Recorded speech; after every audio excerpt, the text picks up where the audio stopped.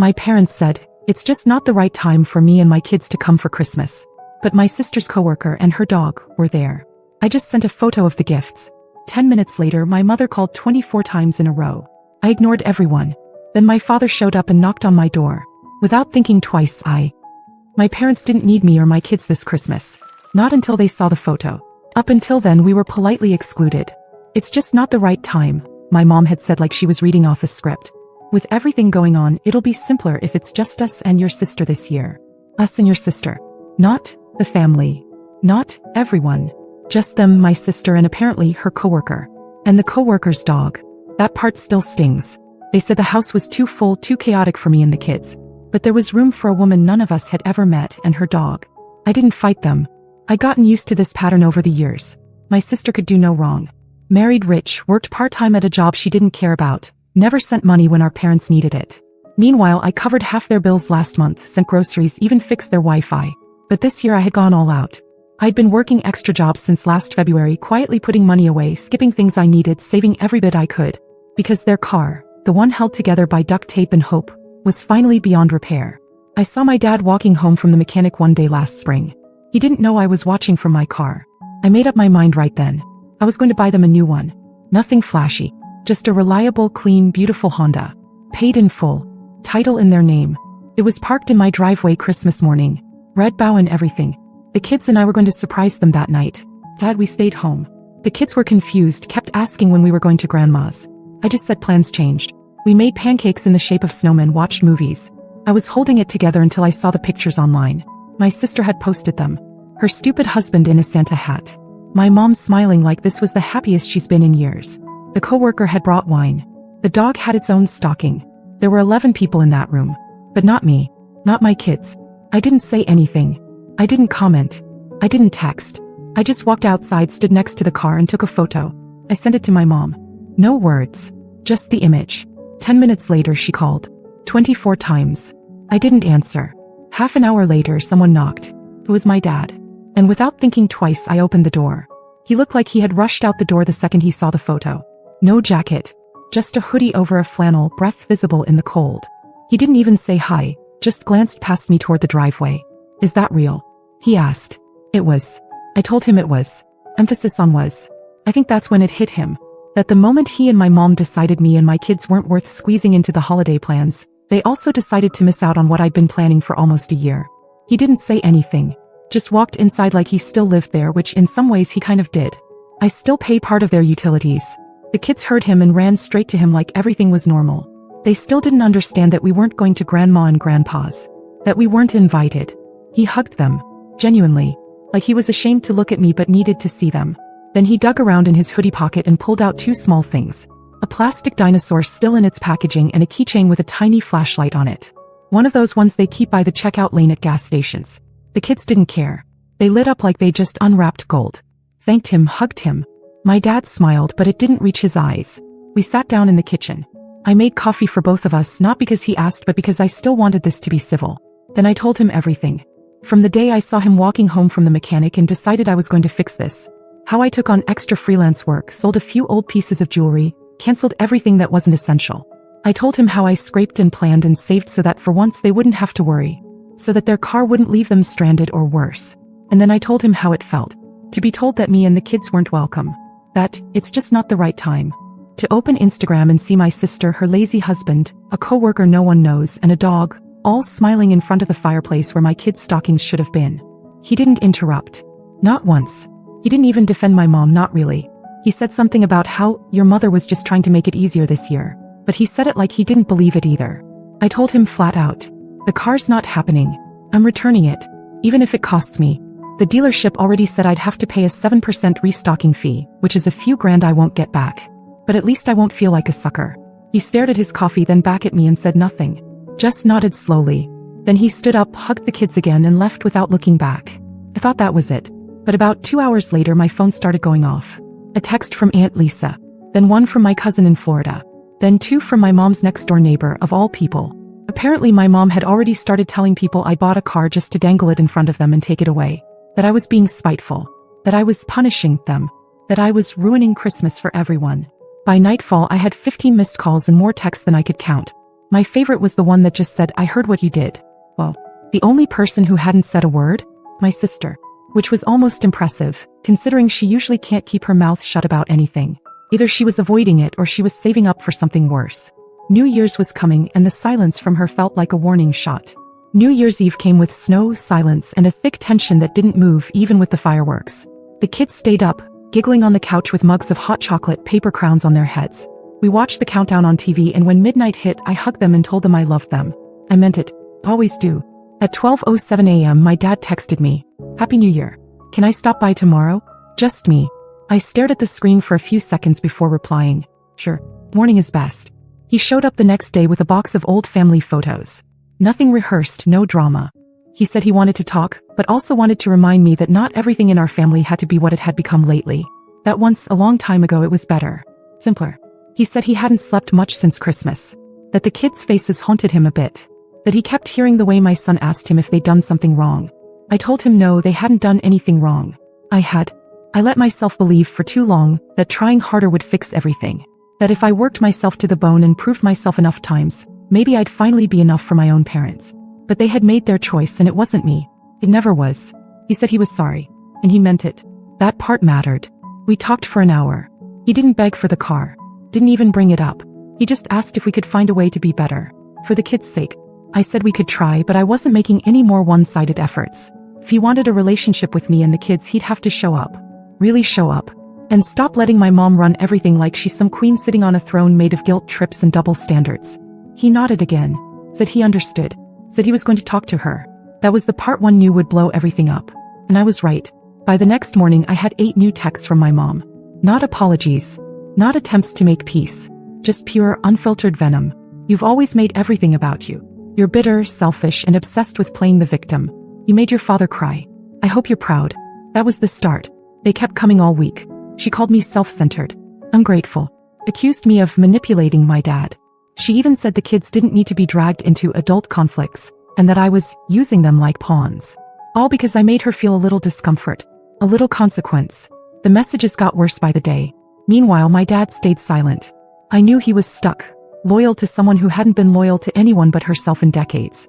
But I also knew the silence was his version of picking a side. He'd apologized. She hadn't. He never would. And for the first time in years, I wasn't going to let that slide. By the time the second week of January hit, I was so used to my mom's venomous texts, I didn't even flinch when I saw her name pop up. I didn't read most of them anymore. But one came in at 2:11 a.m. Just the preview alone was enough to make me pause. You want to punish us? Fine. But don't expect to be part of this family when we're gone. I blocked her number the next morning. I was done. Or I thought I was. That Thursday afternoon while I was cleaning up after lunch, I noticed a car outside. Parked across the street. Just sitting there. It was her. She didn't get out. She didn't call. She just sat there staring at the house. Then after 5 minutes she opened the door, placed something in the mailbox and drove off. I waited until the kids were busy upstairs before checking. Inside was a plain white envelope with my name on it. No stamp. No return address. Just my name in her careful cursive that always looked like it belonged on a Hallmark card. I opened it. There were 4 Polaroids inside. One of me as a kid, passed out on the living room floor hugging my old bear. One of me and my sister at prom, arms awkwardly slung around each other.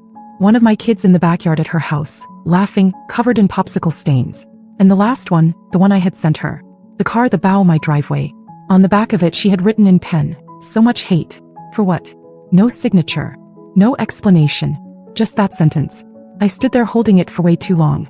Then I shoved the whole thing in a drawer with some expired coupons and let it sit there, like the rest of the junk that wasn't worth throwing away but definitely wasn't worth keeping. 2 nights later, the doorbell rang at 9:30 p.m. I wasn't expecting anyone. I peeked out and saw my dad standing there looking like he'd aged 5 years since the last time I saw him. He didn't look angry. He looked done. He handed me a small paper bag and said quietly, "This is for the kids." Inside were 2 small wrapped boxes and an envelope. The gifts were simple but sweet. Coloring books, puzzles, one of those magic marker sets my daughter loves. Not flashy, just thoughtful. The envelope had a check in it. $500. The memo line read, "For the ones who matter." He said he couldn't change her. But he wasn't going to keep defending her either. And then, before leaving, he said something strange. She found the title. "The one you left in the desk drawer last month." I froze. It was true. I had dropped off some paperwork for their Medicare stuff and must have left the title to the Honda in there by accident. I hadn't even realized it was missing. She knows about the car, he said. She thinks you're still going to give it to us. That explained a lot. The stare from the car, the Polaroid, the sudden obsession with framing me as the villain. But it also explained the silence from my sister. He'll know. Not even 24 hours later I got the text. So are you going to help our parents or not? Or are you just going to keep making everything worse like always? I didn't respond right away, but I was already planning my answer. She had no idea that the car was going back, and that I was going to make sure she watched it happen. Monday morning started with another notification. Group chat, family check-in. That alone made my stomach turn. My sister had started it. She added our aunt, a cousin we hadn't seen in 5 years, and even someone labeled Mom's friend Brenda, like this was a campaign launch. The messages were a combination of guilt, manipulation, and outright lies. My sister had sent carefully edited screenshots of our messages, cropped to make it look like I'd exploded out of nowhere.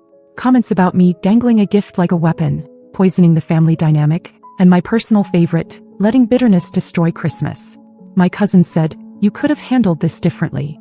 Brenda chimed in with, "Your poor mother. She's still recovering emotionally." And Aunt Laura sent, "If your father has a heart attack over this, I hope you can live with it." I didn't reply. I just left the group. By mid-afternoon, my godmother texted me privately. "Mary, I know there's more to the story. I just hope you're okay." I told her I was fine. And I was, mostly. Then around 5 o'clock my phone rang. My sister. I answered. She didn't even say hi. She jumped straight into it. Mom wasn't sleeping. Dad looked broken. I had caused an emotional crisis in the family. And then, finally, the real reason for the call. She said they were going to start helping more with the bills, but it would be good if I could keep covering the utilities and taxes until things stabilized.